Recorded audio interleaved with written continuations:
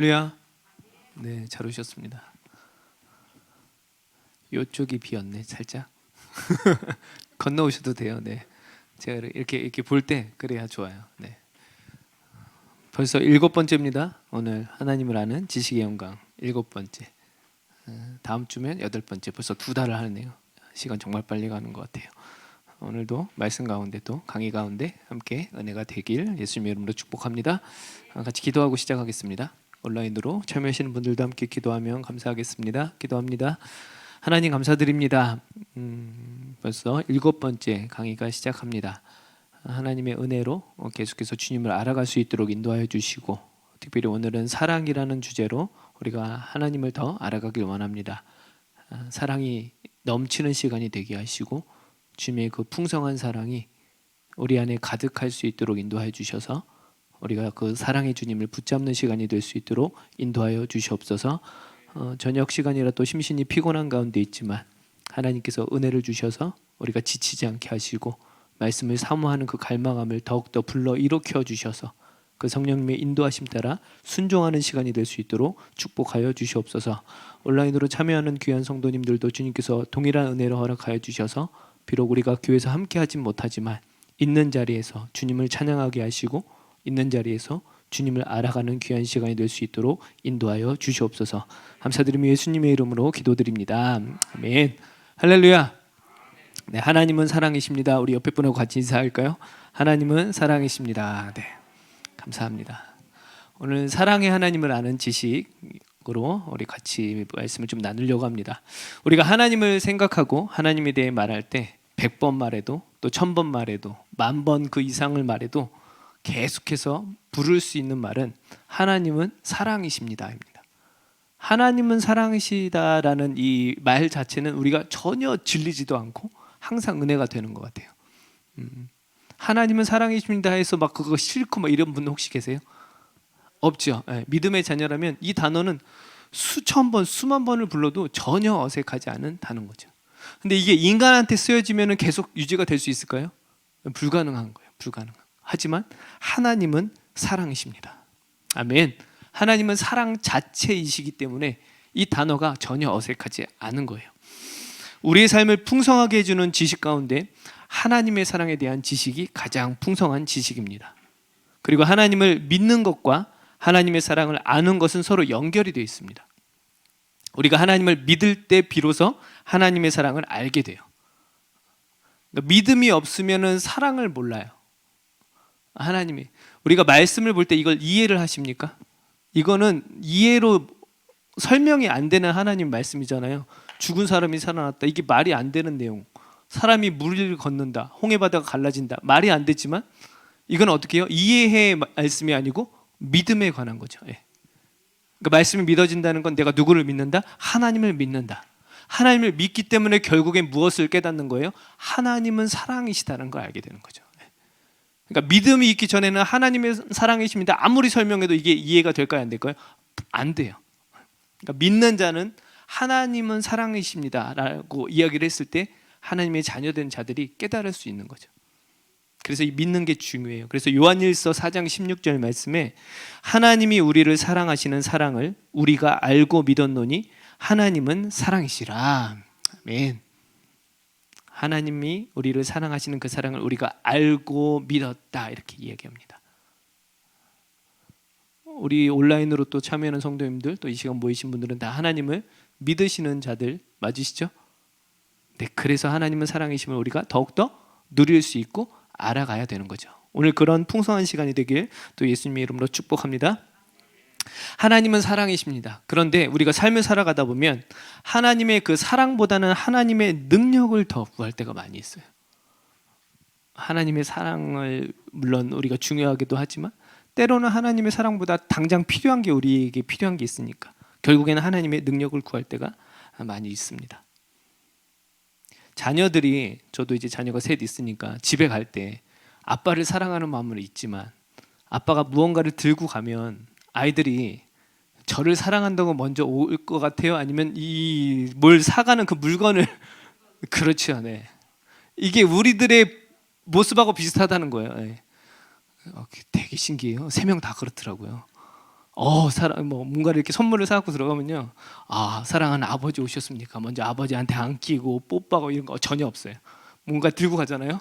아빠 그게 뭐야? 바로 문을 열자마자 낚아채 가서 벌써 까고 있어요. 저는 없는 거예요. 그게 우리들의 모습인 거죠. 그러니까 우리가 하나님을 사랑한다고 말을 하지만 실제적으로는 하나님의 그 능력을 구할 때가 많이 있다는 거죠. 누가복음에 그런 모습이 등장을 합니다. 누가복음에 그 탕자의 비유가 나옵니다. 너무나 잘 아시는 말씀이죠. 이제 둘째 아들이 아버지가 있었지만 아버지의 그 사랑보다 더 필요한 게 있었어요. 아버지는 능력자라는 걸 알았던 거죠. 어떤 능력자? 부자. 돈이 너무 많은 능력자. 그래서 아버지한테 그 재산을 달라고 하죠. 상속을 나한테 돈을 좀 주시오. 나한테 해당되는. 이 말은 바꿔 말하면 아빠 빨리 돌아가세요. 그 돈 내가 차지합니다. 근데 사랑 많은 아버지가 어떻게 그 돈을 다 주지요. 그 돈을 가지고 와서 허랑방탕하게 둘째 아들이 열심히 씁니다. 결국엔 어떻게 돼요? 돼지 쥐염염매를 엮는 그 먹는 인생이 되고요. 아주 엉망진창의 삶을 살게 되죠. 하지만 다시 돌아갈 곳이 생각이 났고 아버지의 말씀이 생각나서 다시 돌아갔을 때 그가 다시 회복이 되죠. 어떻게 회복이 돼요? 옷도 다시 입혀주시고 신발도 신겨주시고 반지까지, 인장 반지, 왕의 반지까지 다시 완벽한 회복을 시켜주십니다. 아버지가 능력이 있었어요. 어떤 돈의 물질적인 능력이 있었고 아들은 그 돈이 있으면 자기도 자유의 삶을 살 거라 생각을 한 거죠. 하지만 어떻게 됐어요? 그 자유로운 인생이 아니었던 거죠. 결국 무엇으로 다시 회복이 돼요? 사랑으로 회복이 되는 거죠. 할렐루야. 그러니까 하나님의 능력은, 하나님이 기적을 베푸시는 분은 분명하지만 우리가 그거에 자꾸 얽매이게 되면 무엇을 놓치게 되는 거예요? 하나님의 그 사랑을 놓치게 되는 거죠. 정작 중요한 건 하나님의 사랑인 거죠. 할렐루야. 우리가 이걸 잃어버리지 않았으면 좋겠어요. 당장 기도하고 뭔가 필요한 거 있을 때 우리가 간구하고 구하는 건 너무나 당연한 거지만 그 응답 때문에 우리가 하나님을 자꾸 이용하려는 우리의 악한 본성이 있기 때문에 우리는 사랑 자체이시니까 하나님을 신뢰하고 나아가야 된 그런 성숙된 신앙의 소유자가 되셔야 되는 거죠.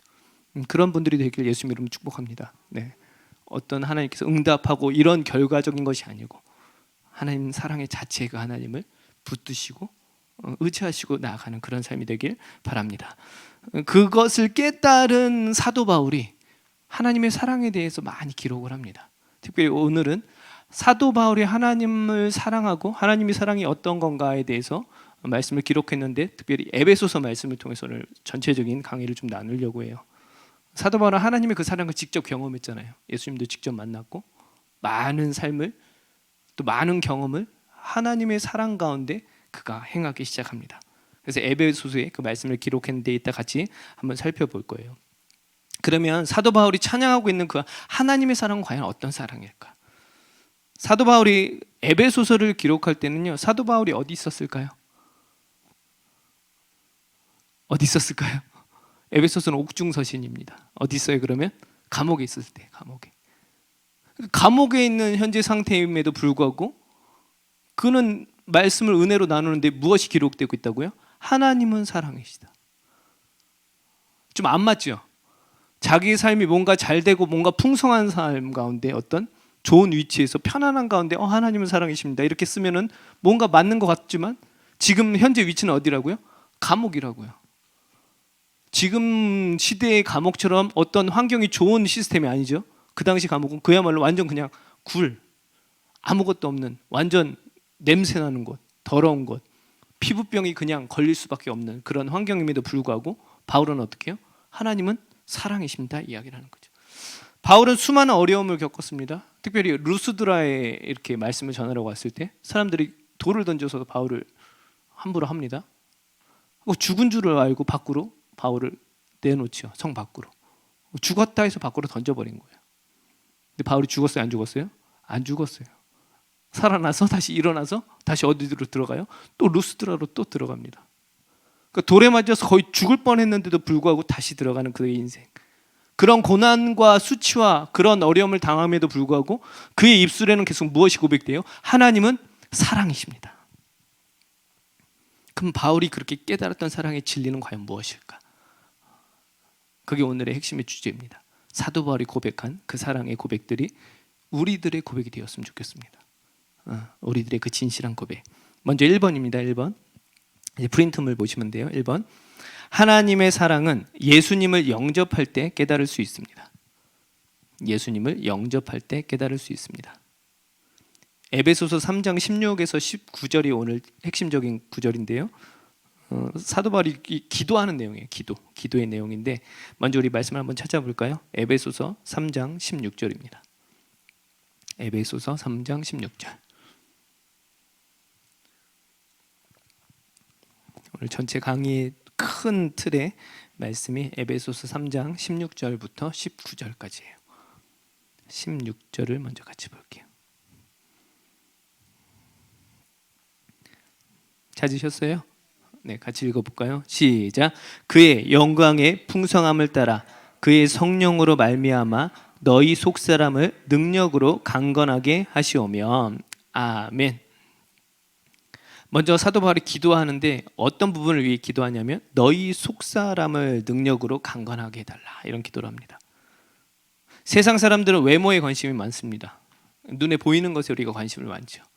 그래서 교회 올 때도 항상 어떻게 해요? 이렇게 주일날은 이렇게 정장을 입고 이렇게 깨끗한 옷들 입는 그런 모습들이 우리들의 모습이고, 사람들이 요즘은 외모를 너무나 중요시하기 때문에 성형외과들이 장사가 잘 되고, 또 요즘 어떤 뽀샵 처리 이런 게 있어요. 사진을 약간 이렇게 꾸미는 거. 그래서 이력서가 요즘 들어오면 얼굴이 다른 사람들이 되게 많아요. 깜짝깜짝 놀랍니다. 네. 사진하고 실물을 봤을 때 너무 다른 분들이 많아요. 왜 그러냐면 얼굴을 그렇게 고치는 거죠, 컴퓨터로. 외모에 관심이 많기 때문에 그렇습니다. 그러나 사도 바울은 외적인 것이 아닌 우리 속에 중심을 둡니다. 그래서 너희 속사람을 능력으로 강건하게 해달라. 누구로 인해서? 예수님으로 인해서. 그런 간구를 합니다. 우리가 예수님을 영접할 때 주님을 깨달을 수 있기 때문에 우리 속을 중요하게 이야기를 하는 거예요. 그래서 갈라디아서 4장 19절 말씀에 나의 자녀들아 너희 속에 그리스도의 형상을 이루기까지 다시 너희를 위하여 해산하는 수고를 하노니. 이 사도 바울의 마음이었어요. 무엇을 위해서요? 우리 속에 그리스도의 형상을 이루기까지. 그 일을 위해서 자기는 열심히 사역자의 길을 걸으려고 했던 거죠. 기독교는 외적인 종교가 아닙니다. 하나님의 관심은 항상 우리의 속사람에 있습니다. 우리 내적인 마음에, 우리 마음에 있고 우리 영혼에 있습니다. 그래서 사도 바울은 성도들의 마음이 먼저 그리스도께서 거하시길 기도한 거죠. 그게 아까 16절 말씀이에요. 너희 속에 강건하게, 너희 속에 아까 능력으로 강건하게 해달라. 그 17절을 같이 볼까요? 에베소서 3장 17절. 17절. 시작. 믿음으로 말미암아 그리스도께서 너희 마음에 계시게 하시옵고 너희가 사랑 가운데서 뿌리가 박히고 터가 굳어져서. 아멘. 여기서 중심적인 이야기를 하죠. 믿음으로 말미암아 그리스도께서 너희 마음에 계시게 해달라. 그 강건함이 결국 어디서 나오는 거예요? 믿음으로. 누구를? 그리스도를 믿음으로. 그럼 사도 바울은 왜 하나님의 사랑을 이야기하기 전에 예수님이 우리 속 마음에 거하길 기도했을까? 우리가 예수님을 믿어야 비로소 우리의 신앙의 삶이 시작이 되기 때문에, 이걸 너무나 잘 알았기 때문에. 아까 처음 서두에 말씀드렸죠. 우리가 하나님의 사랑을 알기 위해서는 먼저 무엇이 필요하다? 하나님을 믿어야 되는 거죠. 주님을 우리 구주로 영접을 해야 돼요. 그래야 비로소 무엇을 깨달았기 때문에? 하나님의 사랑을 깨닫기 때문에. 그래서 사도 바울이요, 어떤 영적인 성숙에 대해서도 이야기할 때 동일한 이야기를 합니다. 골로새서 말씀에, 골로새서 2장 6절 7절 말씀이에요. 제가 읽어드릴게요. 그러므로 너희가 그리스도 예수를 주로 받았으니 그 안에서 행하되 그 안에 뿌리를 박으며 세움을 받아 교훈을 받은 대로 믿음에 굳게 서서 감사함을 넘치게 하라. 아멘. 우리가 예수님을 주로 받았다. 그 안에서 뿌리를 박으며 세움을 받아 교훈을 받은 대로 믿음에 굳게 서라. 이렇게 이야기를 합니다. 예수님의 그 생명이 우리 안에 들어올 때 비로소 자라는 것을 사도 바울은 깨달았기 때문에 가장 먼저 사랑하는 성도들을 위해서 간구할 때 제일 먼저 이야기하는 게 뭐라고요? 예수님이 너희 안에 거하기를 간구한다. 그 믿음을 잃어버리지 말아라. 이렇게 이야기를 하는 겁니다. 날마다 우리가 그 주님을 기억하시길 바랍니다. 우리 주인 되신 주님을 붙잡길 바랍니다. 그 생명이 있을 때 우리가 성숙해질 수 있는 거죠. 그 생명이 없으면 우리가 사랑도 깨달을 수 없고 신앙적인 성숙도 이룰 수 없는 거죠. 생명이 있어야 자라납니다. 생명이 있어야. 그리스도의 그 생명이 있어야 우리가 자라날 수 있는 거죠. 가상 임신이 있어요. 가상 임신 들어보셨죠? 임신은 안 했는데 입덧도 하고 임신 증상이 나타나는 거. 하지만 그 안에 생명이 지금 자라는 거예요? 안 자라는 거예요? 안 자라는 거죠. 왜요? 그 안에 생명이 없기 때문에. 마찬가지로 우리가 신앙적으로 뭔가 이렇게 잘 돼 보이더라도 우리 안에 예수님이 계시지 않다면 결국엔 그 사랑을 깨달을 수 없고 사랑을 실천할 수도 없는 상태가 되는 거죠. 그래서 사랑의 생명을 받는 것이 되게 중요합니다. 그럼 왜 중요한가? 괄호 1번입니다. 우리가 하나님의 사랑을 받아 누리기 위함입니다. 괄호 옆에 자녀됨이에요. 자녀됨. 왜 예수님을 영접하는 게 중요한가?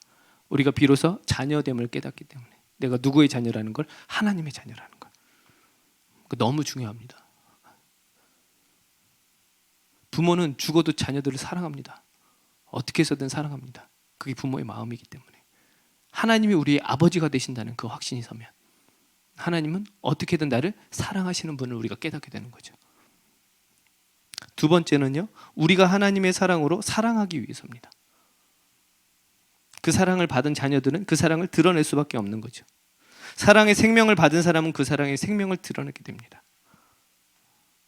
그러니까 어떤 사랑의 생명이 자라나면 그 생명은 이렇게 드러나게 돼 있어요. 아이들이 임신하면 막 태어나면 축복하잖아요. 그 이유가 그 사랑의 열매들이 나오기 때문에. 우리가 그런 사랑으로 많은 사람들을 사랑할 수 있는 우리 성도님들이 되길 바랍니다.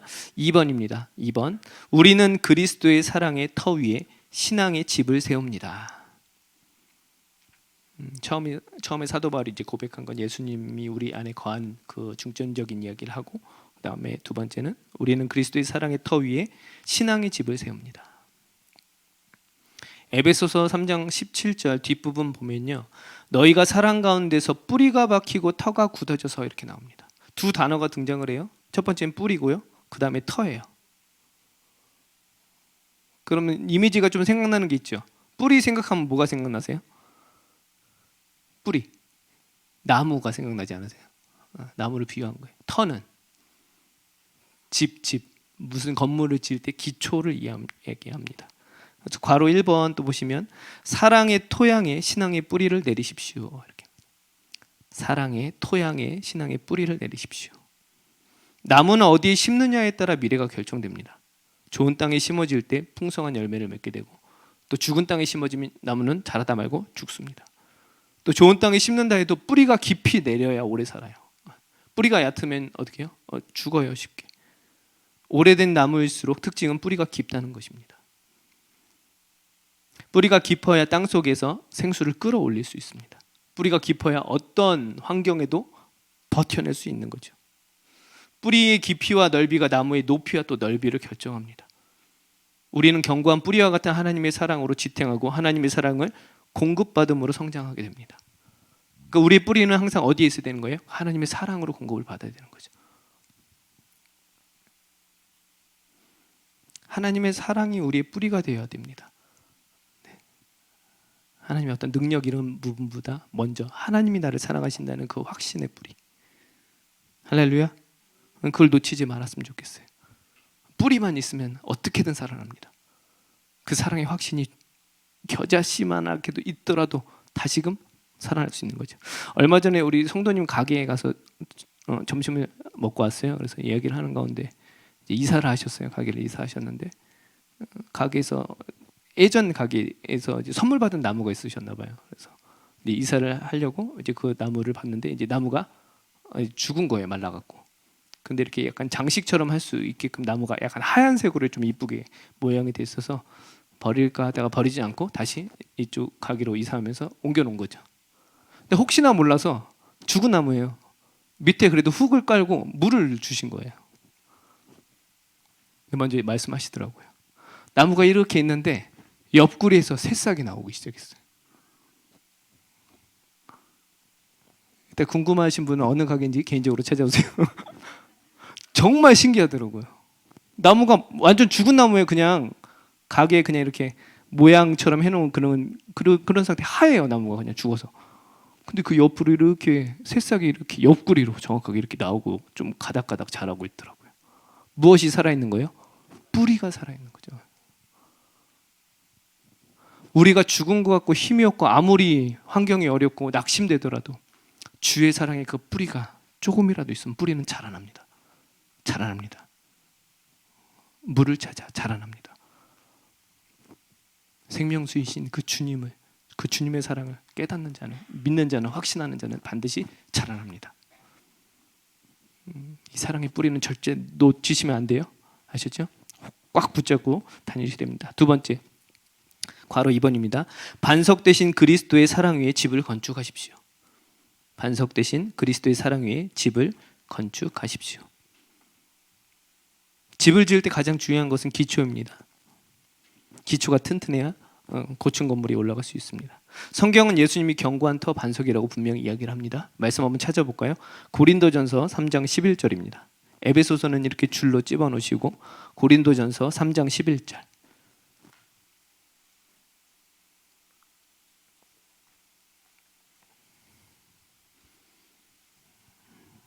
찾으셨어요?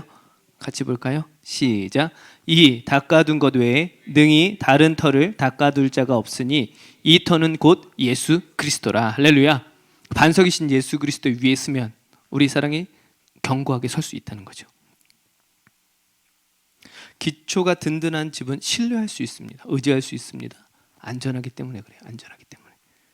요즘 이렇게 아파트 고층 건물 되게 많잖아요. 막 26층, 막 50층 되는 데도 있는데 가면 불안하지 않아요. 요즘 기술이 좋은 걸 아니까, 너무나 잘 돼 있으니까. 근데 옛날 집들은 어떻게 해요? 불안불안하죠. 기초가 튼튼하지 못하면 되게 불안불안해요. 바람이 불어도 넘어질 것 같고.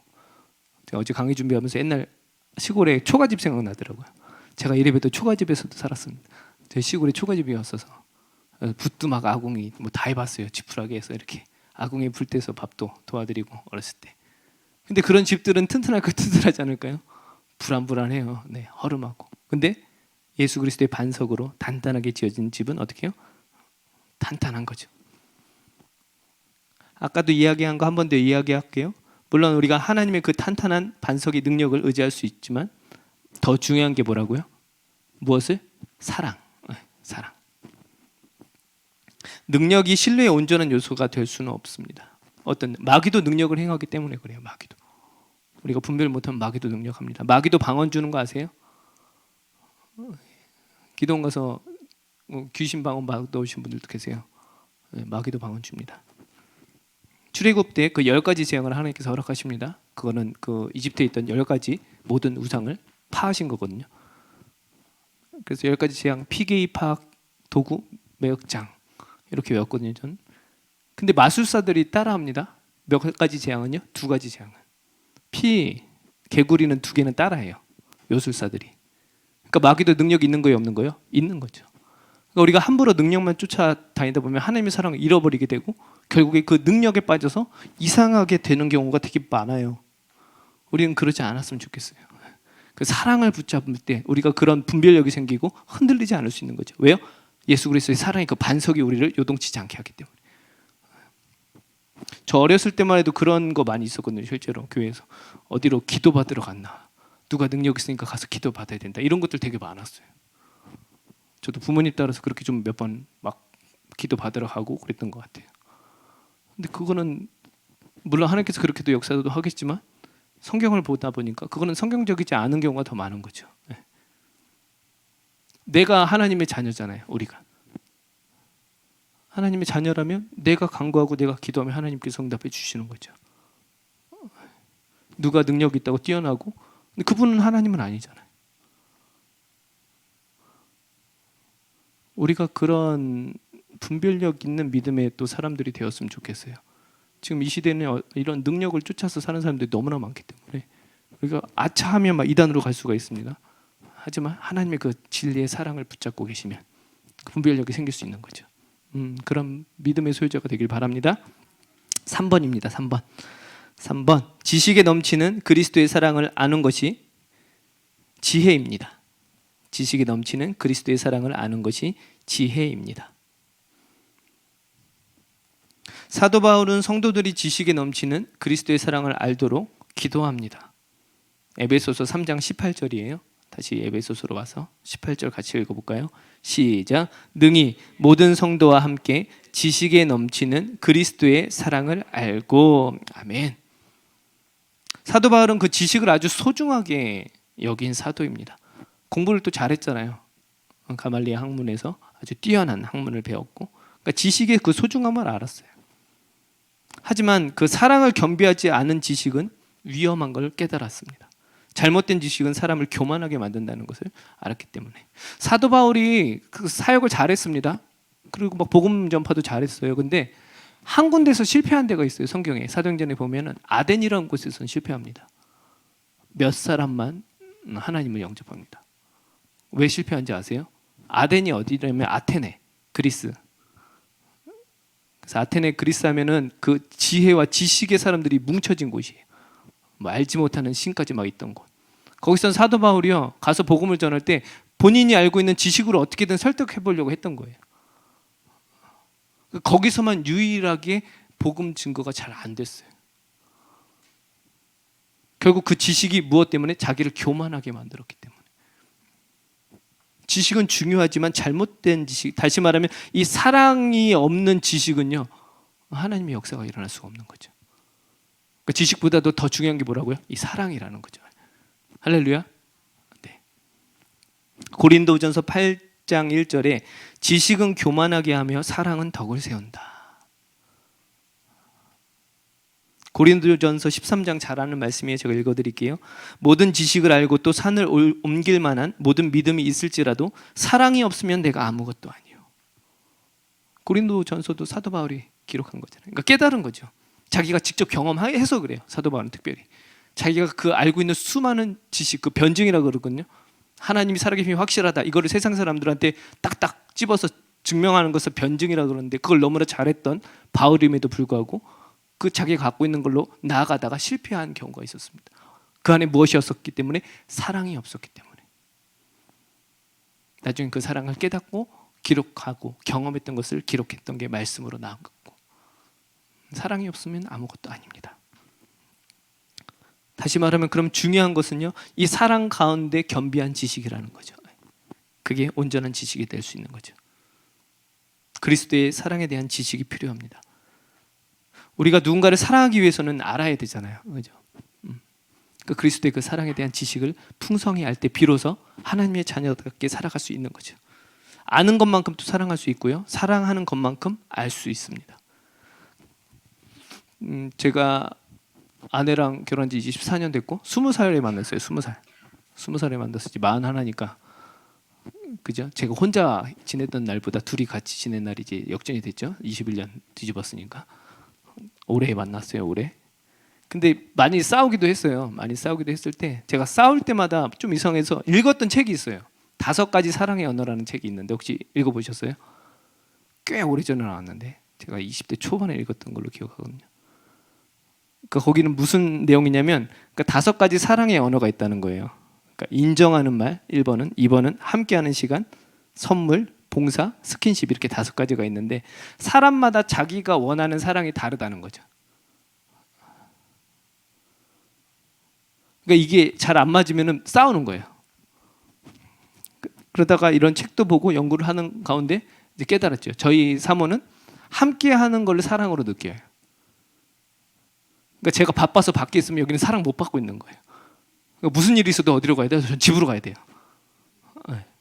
그래서 예전에 많이 싸운 게, 제가 농구를 되게 좋아했는데 농구하거나 당구를 좋아해갖고 당구를 오래 치고 있으면은 삐지는 거예요. 왜요? 자기는 사랑받지 못하고 있는 상태이기 때문에. 그래서 점점 어떻게 될까요? 점점 농구하는 시간이 줄어들게 됐고 당구 치는 시간이 줄어들게 된 거죠. 왜요? 저희 사모는 제가 함께 해야 사랑을 느끼기 때문에. 반면에 저는 인정받을 때 사랑을 느껴요. 그러니까 잘 못해도 잘한다. 그리고 스킨십이 있어요. 저는 이렇게 그냥 쓰담쓰담 해주면 제가 사랑받고 있거나 느끼거든요. 저는 이 2가지가 있고 사모는 함께하는, 이런 책들을 통해서 결국에는 누군가를 사랑하기 위해서는 알아야 되는 거죠, 서로를. 그런 거를 통해서 많이 서로 다듬어지고 이제 그런 걸 이해하니까 같이 사랑이 점점 잘 이루어지고 있는 거죠. 마찬가지로 우리가 하나님을, 예수님의 그 그리스도의 사랑을 알아야 되는 거죠. 그래야 하나님이 나를 얼마나 사랑하시고 어떠한 사랑으로 나타내는지 깨달을 수 있는 거죠. 사도 바울이 깨달은 하나님의 지식은 차원이 낮은 수준이 아니고 엄청 높았습니다. 그래서 에베소서 3장 19절에 그 높은 차원의 사랑을 고백합니다. 한번 말씀을 같이 볼까요? 에베소서 3장 19절입니다. 에베소서 3장 19절 같이 볼까요? 시작. 그 너비와 길이와 높이와 깊이가 어떠함을 깨달아 하나님의 모든 충만하신 것으로 너희에게 충만하게 하시기를 구하노라. 아멘. 단어 4개가 등장해요. 너비, 길이, 높이, 깊이. 하나님의 사랑을 얼마나 표현을 멋있게 합니까? 너비와 길이와 높이와 깊이가. 그래서 이 한 단어씩 좀 살펴보려고 합니다. 괄호 1번입니다. 하나님의 사랑의 너비를 깨달으십시오. 하나님의 사랑의 너비를 깨달으십시오. 너비란 만민을 위한 풍성한 사랑. 너비는 하나님의 품을 말합니다. 품. 하나님은 모든 사람을 사랑하십니다. 하나님이 품지 못할 죄인이 없으세요.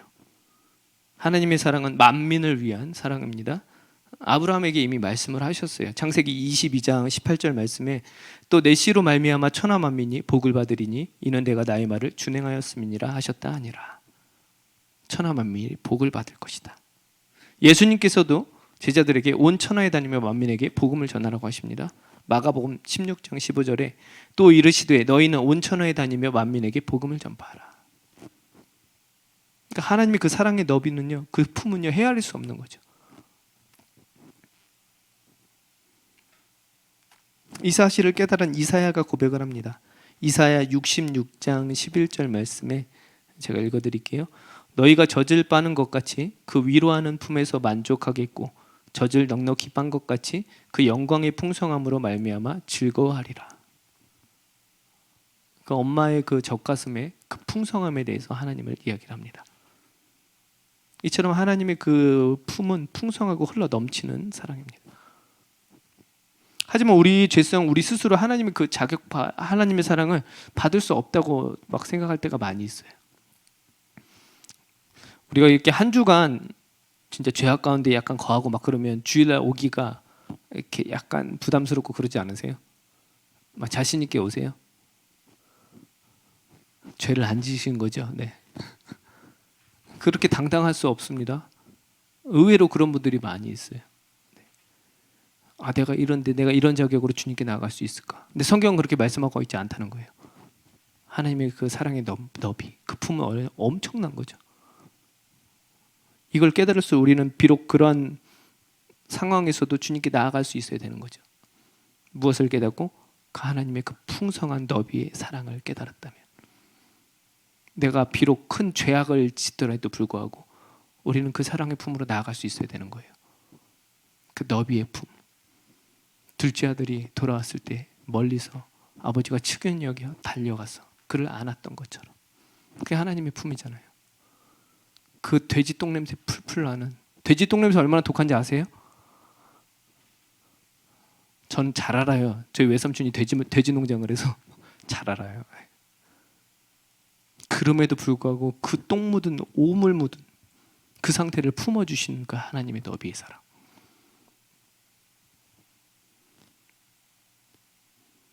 우리가 부족하더라도요, 그냥 부족한 가지고 주님께 나아가시면 돼요. 할렐루야.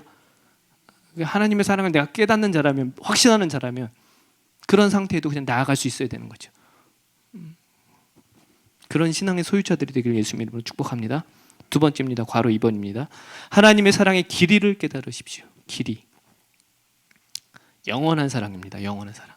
하나님의 그 길이는 우리는 잴 수가 없어요. 영원하기 때문에. 사도 바울이 그래서 그 길이에 대해서 이렇게 이야기를 합니다. 에베소서 1장 4절에 곧 창세전에 그리스도 안에서 우리를 택하사 우리로 사랑 안에서 그 앞에 거룩하고 흠이 없게 하시려고. 아멘. 창세전에 그리스도 안에서 우리를 택하셨다. 이미 세상이 창조되기도 전에 사랑은 시작이 되었고 그 길이는 헤아릴 수 없는 영원합니다. 하나님의 사랑은 영원하십니다. 할렐루야. 하나님의 사랑은 끝까지 베풀어 주시는 사랑. 끝이 없으세요. 예수님께서 요한복음 13장 1절에 유월절 전에 예수께서 자기가 세상을 떠나 아버지께로 돌아가실 때가 이른 줄 아시고 세상에 있는 자기 사람들을 사랑하시되 끝까지 사랑하시니라. 아멘. 어떻게요? 끝까지 사랑하십니다.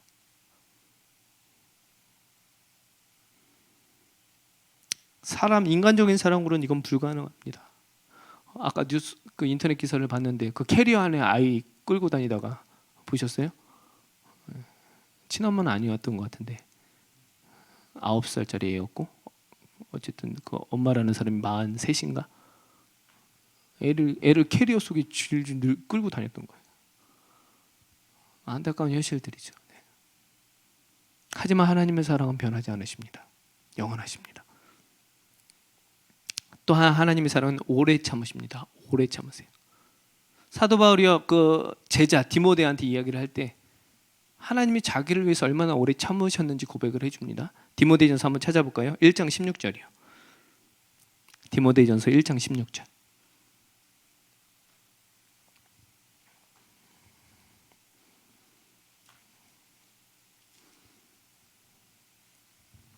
디모데전서 1장 16절.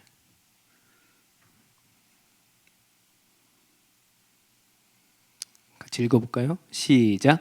그러나 내가 긍휼을 입은 까닭은 예수 그리스도께서 내게 먼저 일체 오래 참으심을 보이사 후에 주를 믿어 영생 얻는 자들에게 본이 되게 하려 하심이니라. 아멘. 바울이 어떤 자였어요? 예수님 믿는 사람 죽인 자들이었잖아요. 죽인 자였잖아요. 죽인 자. 근데 그런 괴수 중에 괴수인, 죄인 중에 죄인인 나에게도 주님께서 오래 참아주셨다. 하나님의 사랑은 영원하다. 그 길이는 잴 수가 없다. 이 고백을 하는 거예요. 그러니까 하나님의 그 성령의 지혜로 말씀을 기록한 바울이 그 한 단어 한 단어가 정말로 고심해서 인간의 쓸 수 있는 단어에서 가장 고상한 단어들을 넣어서 주의 사랑을 표현하고 있는 거라고요. 왜요? 그는 그 사랑을 이렇게 경험했기 때문에. 오래 참으셨다. 우리 하루하루의 삶을 되돌아보면 우리가 정말로 하나님 앞에 온전하게 살아가십니까? 아니잖아요. 부족해요. 오늘도 실수투성이고 주님 앞에 부끄러움투성이고 다른 성도들에게 알지 못하는 나만의 죄성들 얼마나 많습니까? 그럼에도 불구하고 주님은 오래 참아주신다고요. 무엇 때문에? 그 사랑의 길이 때문에, 그 영원한 사랑 때문에. 사도 바울이 그걸 깨닫고 사랑하는 동역자 디모데에게 이야기를 하는 거죠. 내가 먼저 일체 오래 참으심을 보이사. 앤 보스캠프라는 사람이 견디는 사랑을 지붕에 비유합니다. 그 밑에 있죠. 같이 볼까요? 사랑은 지붕이다. 보이세요? 네, 프린터물에 있습니다. 같이 읽어볼까요? 시작. 사랑은 지붕이다. 사랑은 모든 것을 견딘다. 비바람을 견디는 지붕처럼, 몰아치는 태풍의 무게와 혹독한 열기를 견디는 지붕처럼 사랑은 견딘다. 아멘. 아주 멋진 비유 같습니다. 하나님은 그렇게 우리를 위해서 견뎌주세요. 네. 우리가 견디지 못하는 것뿐이죠. 그 영원한 사랑을 붙잡으시길 바랍니다. 세 번째입니다. 세 번째. 괄호 3번. 하나님의 사랑의 높이를 깨달으십시오. 높이. 거룩한 사랑입니다. 거룩한. 사도 바울이 생각했던 하나님의 사랑의 높이는 그 사랑의 거룩함을 말해요. 거룩함. 거룩하다는 것은 정결하고 깨끗함을 말합니다. 하나님은 그 성령님을 통해서 우리에게 그 사랑을 부어주시고 우리가 거룩한 자로 올라가길 원하세요. 주님과 함께해서 연합을 해서. 성경에 보면 신랑 신부 비유 많이 하시잖아요. 신랑 신부. 왜냐하면 신랑 신부가 결혼을 하면 이 연합이 정말로 거룩하게 나아가거든요. 부부가 되면 그게 이제 그 자체로 거룩해지는 거죠. 네. 예수님은 우리를 신부로 삼으셨고요.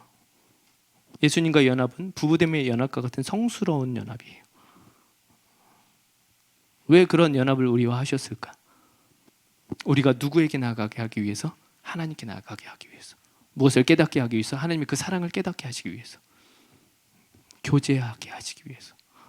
닮아가게 하시기 위해서. 에베소서 2장 5절 6절. 허물로 죽은 우리를 그리스도와 함께 살리셨고 너희는 은혜로 구원을 받은 것이라.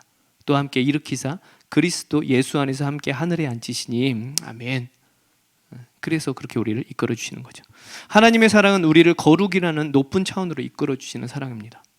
그래서 에베소서 아까 1장 4절에 보시면 우리로 사랑 안에서 그 앞에 거룩하고 흠이 없게 하시려고 이렇게 말씀하십니다. 그 앞에 거룩하고 흠이 없게 하시려고. 결국 주님과의 연합을 통해서 우리는 늘 죄로 찌든 상태지만 그럼에도 불구하고 우리의 삶은 점점 어디로 가는 거예요? 거룩을 향해 나아갈 수 있는 거죠. 성령님이 우리를 그렇게 이끌어 주시기 때문에 이걸 성화의 과정이라고 이야기합니다. 성화 과정. 우리가 서로를 그러한 상태의 사람들로 봤으면 좋겠어요. 비록 부족해 보이더라도 하나님은 반드시 그 사랑으로 성화시켜 주시고 거룩한 하나님의 자녀로 세워주시는 분이심을 깨달았으면 좋겠습니다. 알았으면 좋겠습니다. 왜요? 하나님이 그 사랑은 영원하시기 때문에. 그 사랑은 영원하시기 때문에. 4번입니다. 괄호 4번. 하나님의 사랑의 깊이를 깨달으십시오. 깊이를 깨달으십시오. 자신을 내어주는 사랑입니다. 자신을 내어주는 사랑. 하나님의 사랑은 깊이 있는 사랑입니다. 어떤 얕은 사랑이 아니고요. 정말로 깊이 있는 사랑이에요. 그럼 그 깊이 있다는 것은 무엇을 의미할까요? 4-1번 괄호입니다. 깊은 사랑은 희생하는 사랑입니다. 희생하는 사랑. 예수님은 우리를 사랑하신 까닭에 십자가에서 자신을 희생하셨습니다. 깊이 있는 사랑은 희생과 고통이 반드시 따릅니다. 왜 그러냐면 깊이 있는 사랑을 할수록 사랑은 주는 거예요. 받지 않습니다. 잘 생각해 보세요. 사랑은 받으려고 하지 않습니다. 주려고 합니다. 아낌없이 주는 나무 이야기 아시죠? 그러니까 사랑은 항상 어떻게 해요? 받는 입장이 아니라고요. 줄 때 비로소 그게 사랑의 완성이 됩니다. 내가 가난하고 부족하더라도 누군가를 도울 수 있으면 그 자체로 사랑의 완성이 시작이 되는 거죠. 되게 재밌죠? 교회에서 성도님들 동일한 고백하세요. 내가 부족해도, 내가 능력이 없어도, 내가 물질적으로 없어도 누군가 물질적으로 도와주고 후원하면 그 받은 사람보다 누가 더 사랑을 풍성히 느낄까요? 준 사람이 그래요. 네. 왜냐하면 사랑한다는 것은 뺏는 것이 아니라 주는 거기 때문에 그래요. 영어로 준다는 단어가 기부예요. 제가 써놨거든요. 주다가 옆에 기부 있죠. 모르셔도 돼요. 그냥 주다가 이런 단어다, 영어다에. 그렇게 보시면 되고요. 근데 용서라는 단어는 그 옆에 보실까요? 포기부예요. 동일하게 주는 거죠. 그러니까 사랑은 계속해서 어떤 무언가 주는 거예요. 대신 그 줌으로 인해서 나는 희생을 당하지만 그 희생이 결국에는 사랑을 이룰 수 있는 거죠. 엄마의 사랑이 크다라는 게 아빠보다 엄마가 사랑이 큰 게 있잖아요. 저희 사모도 우리 아이 셋 다 모유 수유했거든요. 대단했어요. 네. 저는 열심히 잠을 자거든요. 아이들을 모유 수유할 때 보면 2시간마다 깨서 젖을 쳤더라고요. 그러니까 사모는 아이 셋을 거의 연속으로 쭉쭉 낳았으니까 계속해서 새벽에 잠 못 자고 2시간마다 깨서 모유 수유를 하는 거죠. 그러니까 엄마의 사랑은 정말 대단한 것 같아요. 저는 그게 잘 안 되더라고요. 저는 어떻게 할까요? 옆에서 코를 골면서 자고 있대요. 그러니까 사랑은 희생의 사랑이 정말로 깊은 사랑이 될 수 있는 거죠. 희생하지 않으면 사랑할 수 없는 거죠. 누군가 사랑하게 되면 내 거 다 이렇게 막 주고 싶잖아요. 예수님이 우리를 그렇게 사랑하신대요. 하나님이 우리를 그렇게 사랑하신다고요. 4-2번입니다. 4-2번. 깊은 사랑은 감정을 초월한 사랑입니다. 감정을 초월한 사랑. 깊은 사랑은 감정적이라기보다는 의지적입니다. 의지적. 그러니까 뭔가 손해보고 줘야 되니까 의지적인 거죠. 육체적인 사랑은 감정적이에요. 충동적입니다. 그러나 하나님의 사랑은 감정을 초월한 사랑. 그러니까 요즘 세상 사람들이 그 육체적인 그런 충동적인 사랑만 누리다가 많이 이혼하고 많이 갈라집니다. 안타까운 현실이죠. 사랑이 감정에만 머물게 되면 진정한 사랑이 아닙니다. 왜냐하면 감정은 쉽게 사라지기 때문입니다. 결혼 전에 설렘이 있습니다. 분명히. 근데 결혼하고도 계속 그 설렘이 유지가 될까요? 아무도 대답을 안 하셨어요. 유지가 안 된다는 뜻이겠죠. 왜 그럴까요? 그러니까 사랑은 감정으로 이루어지는 게 아니기 때문에.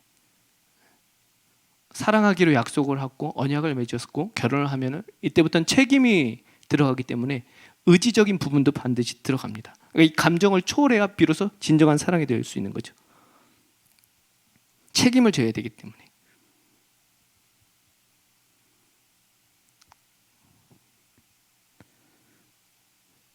스캇 팩이라는 분이 아직도 가야 할 길이라는 책에서 이런 글을 남깁니다. 같이 볼까요? 제가 프린트물에 놨어요. 진정한 사랑은 있죠. 같이 볼까요? 시작. 진정한 사랑은 감정적이기보다는 의지적인 것이다. 참으로 사랑하는 사람은 사랑하고자 하는 의지를 지녔기 때문이다. 사랑하는 사람은 사랑의 느낌으로 행동하는 것을 때로는 억제할 수도 있어야 한다. 억제할 수도 있어야 한다. 절제할 수 있어야 된다. 무엇 때문에? 사랑 때문에. 감정을 초월한 사랑은요, 절제합니다. 의지적으로 절제할 수 있어야 됩니다. 왜요? 그것이 사랑의 완성을 이루기 때문에.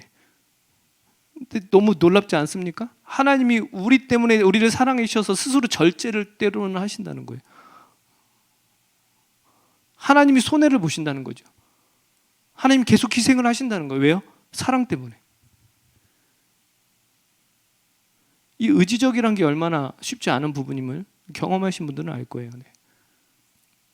저희 부부도 이런 의지적인 사랑과 사랑에 좀 더 깊고 풍성하게 가기 위해서 이런 결정을 내릴 때가 있었습니다. 희한하게 사역자들은 뭐 동일하게 그런지 모르겠어요. 꼭 부부싸움을 해도 토요일에 싸우는 경우가 많아요. 주일인데. 저 초창기에 많이 싸웠어요. 꼭 싸우면 토요일에 많이 싸워요. 마귀가 장난하는 건지. 그러니까 주일 사역에 영향이 있을까요? 없을까요? 있어요. 싸우고 나서 또 가서 설교하고 막 사랑해 하나님을 막 이러고 있으니까 저도 너무 모순이 되고 이상한 거죠. 이걸 어떻게 해결해야 될까? 그래서 둘이 이제 의논을 했어요. 의논을 하다가 이렇게 결정을 했습니다. 토요일은 제가 만약 실수를 해도 사모가 너무 화가 나도 참아달라. 대신 월요일 날 폭발해라. 주일은 건너뛰자. 이거를 둘이 이제 합의를 한 거죠. 의지적으로. 사랑은 감정을 초월하는 부분이기 때문에 서로 결혼을 했고 이제 책임져야 되는 부분이고 서로의 사랑을 계속해서 이루어가기 위해서는 이런 감정에 얽매는 게 아니고 어떤 이 감정적인 싸움의 요소도 때로는 의지적으로 절제할 수 있어야 되는 거죠. 그러니까 누가 절제한 거예요? 사모가 절제한 거죠. 보통 싸울 땐 제가 실수 많이 하거든요.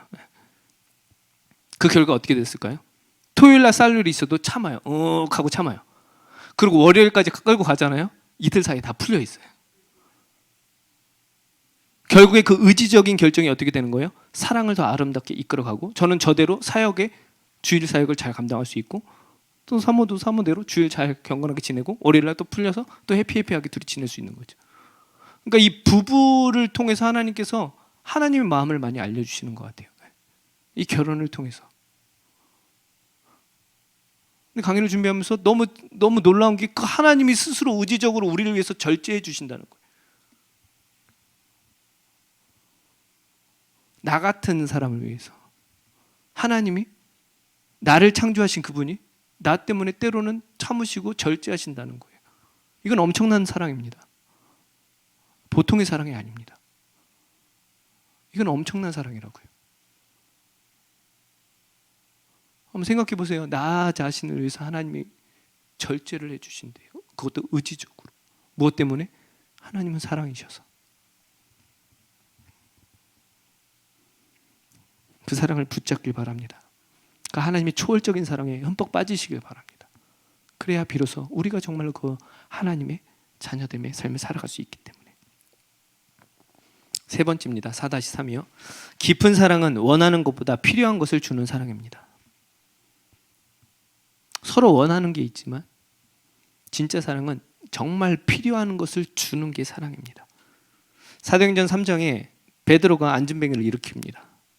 사도행전 3장 3절 말씀에 그가 베드로와 요한이 성전에 들어가려 함을 보고 구걸했다 이렇게 나옵니다. 그에게 필요한 것은 누구나 봐도 돈이었습니다.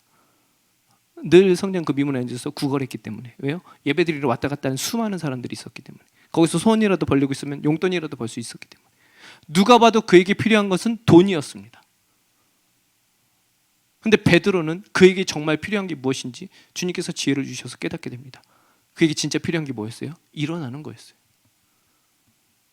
그때 우리가 잘 아는 말씀이죠.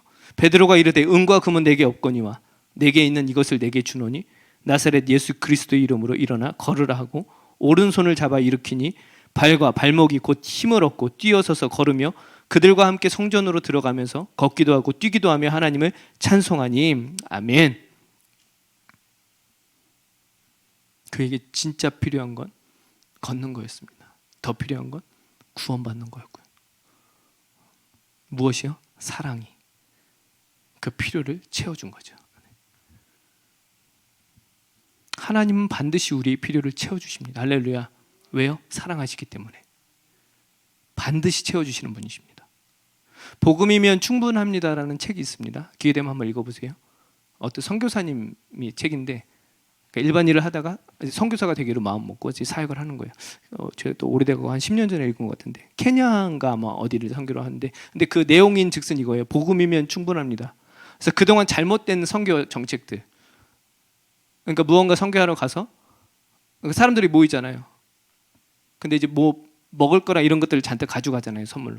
근데 이렇게 설교를 듣든가 뭔가를 해야 그걸 주는 이 과정을 잘못됐다고 지적을 하기 시작한 거예요. 그들이 당장 필요하면, 내가 사랑한다면 그들이 당장 필요한 게 무엇인가 봤더니 빵이었어요. 빵부터 주고 나서 복음을 전해야 되는데 이게 순서가 뒤바뀌어 있는 것을 보고 너무나 안타까워해서 글을 쓴 거예요. 먼저 살려놓고 복음을 전해야지. 죽어가는 사람 복음을 전하면 뭐하냐, 무슨 의미가 있냐. 당장 그들에게 필요한 게 뭐다? 먼저 먹여서 살려라. 살리고 난 다음에 그 다음에 복음을 전해야 되지. 그러니까 진짜 사랑은 그 필요한 걸 주는 거라고요. 필요한 거, 반드시 필요한 거. 근데 하나님이 우리의 그 필요를 아시고 주신다고요. 할렐루야. 그 필요를 아시고 주신다고요. 그 사랑을 깨닫길 바랍니다.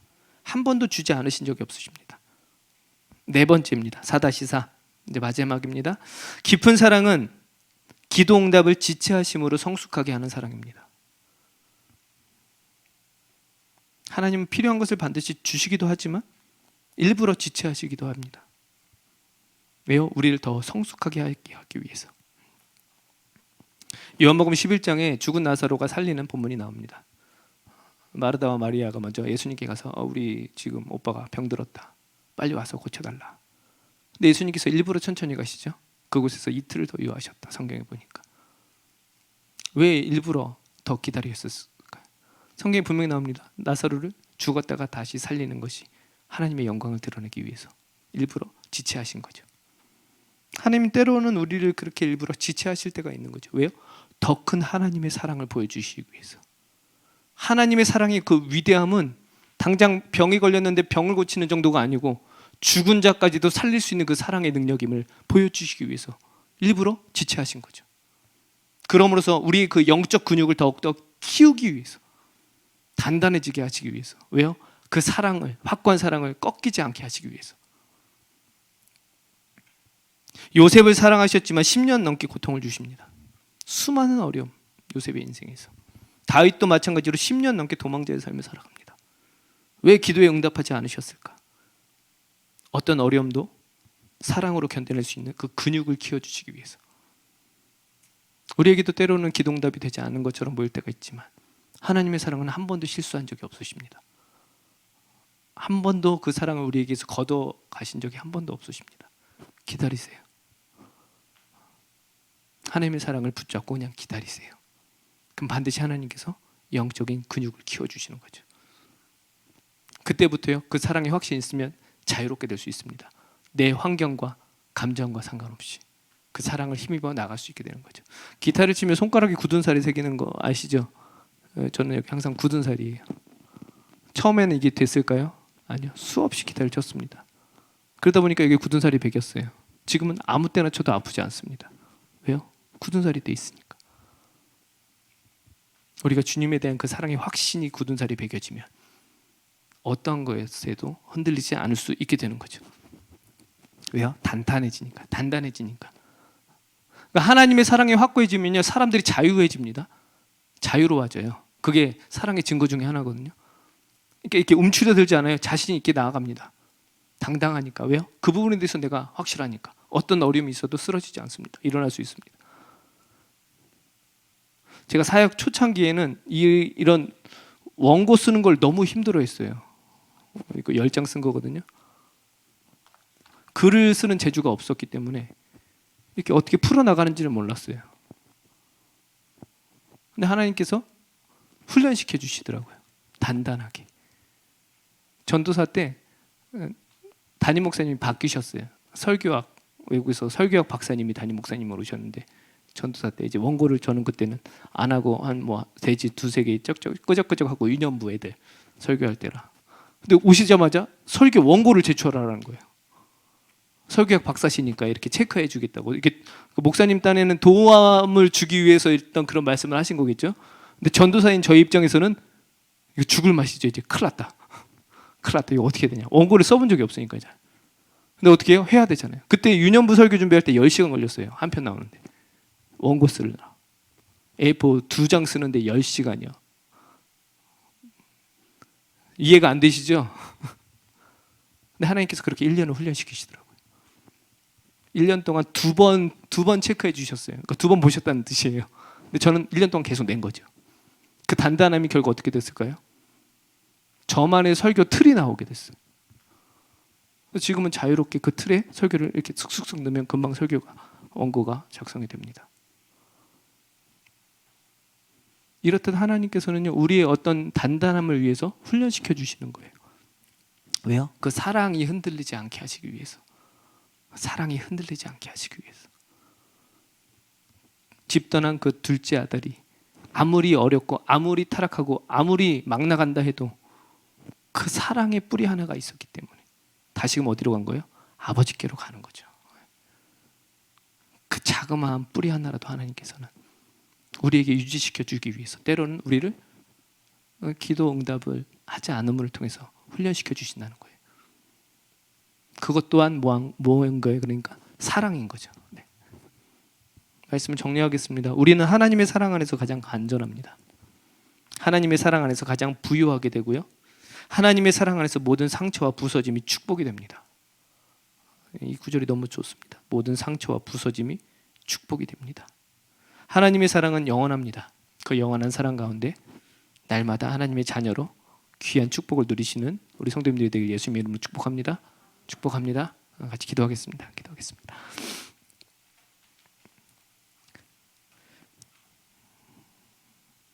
사랑의 하나님을 찬양합니다. 그 너비와 깊이와 높이와 길이를 사랑이라는 단어에 다 갖다 붙일 수밖에 없었던 그 사도 바울의 고백이 결국 우리의 고백이 되게 하여 주시옵소서. 하나님은 한 번도 사랑에 실수한 적이 없으시고 늘 신실한 분임을 말씀을 통해서 알게 하심을 감사합니다. 늘 부족하고 연약한 건 우리 쪽이었습니다. 하나님 우리 연약함을 도와주시옵소서. 때로는 하나님의 사랑에 의심될 때도 있고 하나님이 나를 이끄시는지 내가 하나님이 과연 자녀인지 의심할 때도 많이 있습니다. 하나님 그럴 때마다 주의 사랑이 더욱더 확신할 수 있도록 인도하여 주시고 깨닫게 하여 주시옵소서. 특별히 말씀을 통해서 그 하나님의 풍성한 사랑을 우리가 날마다 깨달아 할 수 있도록 인도하여 주셔서 지금 우리의 삶이 때로는 고되고 고통스럽고 어렵고 고난 가운데 있더라도 그 사랑은 흔들리지 않게 주님께서 붙잡아 주셔서 마침내 우리를 거룩하고 흠없게 이끄시는 그 주님을 의지하고 나아갈 수 있는 우리들의 인생이 될 수 있도록 인도하여 주시옵소서. 그 사랑에 퐁당 빠져 살길 원합니다. 그 풍성히 살길 원합니다. 나만이 간직하는 것이 아니고 그 사랑이 우리 안에서도 흘러넘칠 수 있도록 도와주셔서 우리 함께하는 모든 이웃들에게도 그 사랑을 전할 수 있는 우리 귀한 하나님의 자녀들이 될 수 있도록 인도하여 주시옵소서. 결국 사랑을 완성시키는 그 하나님을 의지하고 비록 부족하지만 당당하게 주님께 나아갈 수 있는 우리의 진실한 믿음이 주님 안에서 더욱더 성숙할 수 있도록 또한 인도하여 주시옵소서. 때로는 우리가 간절히 구하는 게 이루어지지 않을 때도 있습니다. 하나님 그럴 때마다 포기하지 않게 하시고 좌절하지 않게 하시고 불안해하지 않게 하셔서 주의 사랑으로 평안함을 누릴 수 있는 우리 귀한 성도님들이 다 될 수 있도록 인도하여 주시옵소서. 코로나 가운데 어렵고 사랑을 상실한 분들이 많이 있습니다. 하나님 위로하여 주시고 믿음의 사람들을 통하여서 하나님의 사랑으로 크게 위로하여 주셔서 다시금 소생케 되고 회복되는 역사가 일어날 수 있도록 인도하여 주시옵소서. 우리 성도들 가정 안의 문제들도 하나님의 사랑 안에서 해결될 수 있도록 축복하여 주시옵소서. 감사드리며 예수님의 이름으로 기도드립니다. 아멘. 감사합니다. 우리 하나님께 영광의 박수 올리겠습니다. 네.